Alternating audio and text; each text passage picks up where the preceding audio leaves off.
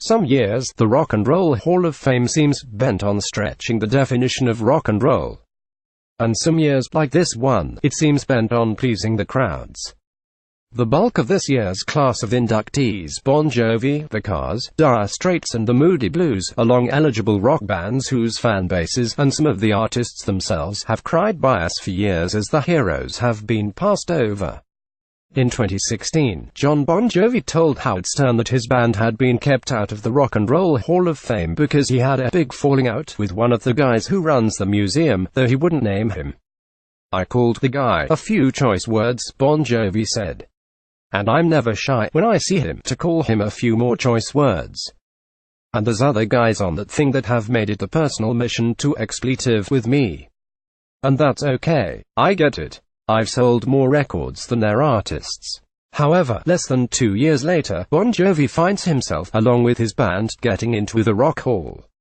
So what has changed? Conspiracy theories abound. Some say that now that the Rock Hall inductions are open to the public, the museum wants more popular acts on the bill in order to sell tickets. Others claim that the waning influence of Rock Hall co-founder Jan Wenner, who sold the bulk of his stake in Rolling Stone magazine in December, means that many artists that he had previously blocked are now getting their due. The most logical reason, though, is that the Rock Hall voting body is changing. After a committee picks nominees each year, more than 900 previous inductees, historians and music industry experts vote, with the top 5 or so artists with the highest totals getting inducted. The number of voters grows each year, as more and more inductees are added. And unlike the early years, when many of the inductees were deceased and could not vote in the following inductions, the ranks are growing rapidly and many are voting for the friends and collaborators. While many observers were shocked that nominees Radiohead and Rage Against the Machine were not inducted in the first year of eligibility, those bands simply don't have the deep connections among other inductees as this year's slate does. By clicking Sign Up, you agree to our privacy policy. Here's a look at this year's inductees. Bon Jovi bio. The New Jersey band showed how hard rock could keep its place on pop radio, as Jon Bon Jovi combined stadium-worthy anthems with a movie star frontman delivery and Richie Sambora's roaring guitar. They closed out the 1980s with a run of 8 top 10 singles, including 4 at No. 1, starting with the 1-2 punch of You Give Love a Bad Name and Livin' on a Prayer. That run has kept arenas and stadiums filled for nearly 3 decades, still one of rock's most popular bands and recently landing a No. 1 album in connection with their upcoming tour. First eligible 2009 biggest hit Livin' on a Prayer, No. 1, 4 Weeks, 1987, inducted by Howard Stern. The Cars bio. Led by singer-guitarist Rick Ocasek and singer-bassist Benjamin Orr, the Cars took the edgy, forward-thinking experiments of 1970s glam and punk and streamlined them into the upbeat pop rock of Just What I Needed and Let's Go, aided by Elliot Easton's sharp guitar riffs, Greg Hawk's synthesizer flourishes and the drumming of David Robinson. The group disbanded in 1988. However, after Orr's death in 2000, the surviving members of the Cars reunited for an album in 2011. First eligible 2003 biggest hit Drive, No. 3, 1984, inducted by the Killers. Brandon Flowers. Dire Straits bio. Only Dire Straits mastermind Mark Knopfler could manage to turn an indictment of the music video age into one of the most famous music videos of all time.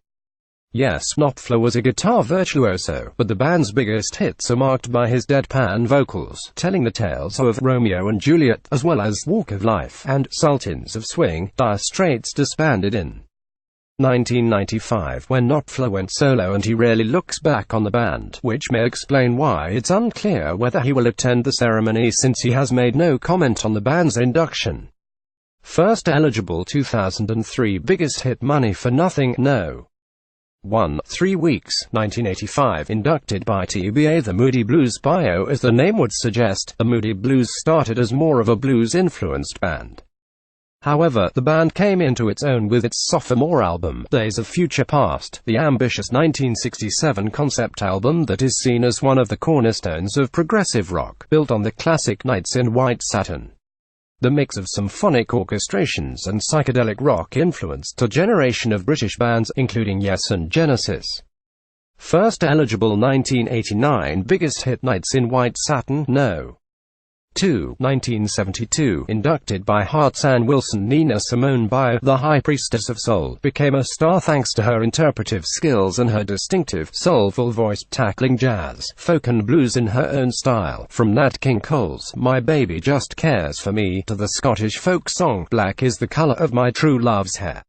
However, in the midst of the civil rights movement, Simone crafted her own indelible classics, including "Mississippi Goddam" and "To Be Young, Gifted and Black," that have influenced a generation of our first eligible 1986 biggest hit, "I Loves You, Porgy", number 18, 1959, inducted by Mary J. Blige's sister Rosetta Tharpe. Bayer Rosetta Newburn was a gospel prodigy, only 6 when she started performing at churches with her mother in 1921. But after working with band leaders, including Duke Ellington, Tharpe developed a sound of her own, a combination of gospel, blues and jazz funneled into her electric guitar and her booming, soulful voice. Her 1945 single, "Strange Things Happening Every Day," not only helped influence rock and roll, but it inspired a generation of early rockers, including Elvis Presley, Little Richard, Jerry Lee Lewis and Johnny Cash, making the late singer-songwriter's induction as an early influencer long overdue. First eligible 1986 biggest hit, "Strange Things Happening Every Day", No. 2. Saturday, Public Auditorium, Cleveland, airs 8 p.m. May 5 on HBO. Info: rockhall.com.